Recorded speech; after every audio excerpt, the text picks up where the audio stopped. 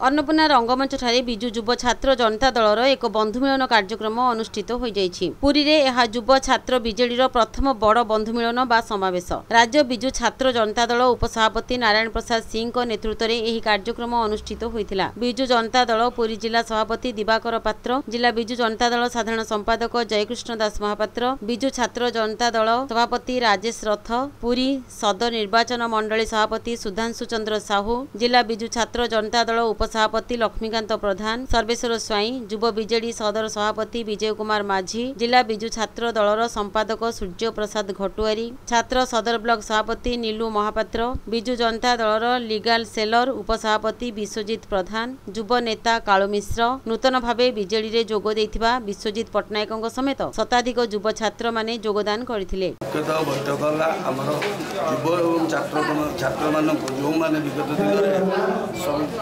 बहुत त्याग करी आज दल को यही जगह उपस्थित कर एकत्रित करवा मूल लक्ष्य कहीं बर्तमान जी प्रार्थी होती सब कर्म की जानी ना से किसी व्यक्तिगत लोकों द्वारा बायस मुख्य स्रोतरे कर्मी मान गणरेखा कर सचेतन करवा मूल लक्ष्य एवं सरकार आम पुरी सहर कार्य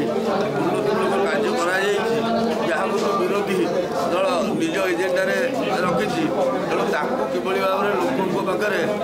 ठीक भाव में उपस्थापन करेंगे से युव छात्र निहाती मुख्य भूमिका दरकार। तेणु सरकार बर्तमान गोटे गोलिया राजनीति चली किभली भाव में आगामी दिन स्ट्रंग हम एवं आम निजर व्यक्तिगत स्वार्थ छाड़ी किभली एकाठी दल कार्य करवा सेटा आमर मुख्य लक्ष्य एवं जो द्वारा दलर क्षति घटुची से किभली दल पदपदवी हटेगा सेटा जेहेतु पूर्वर विधानसभा बीजेपी हाथ को पड़ता विधानसभा एथर बीजेडी केमती उद्यम कर पड़ता ये विधायक प्रार्थी से विजु जनता दल हठात जाई बीजेपी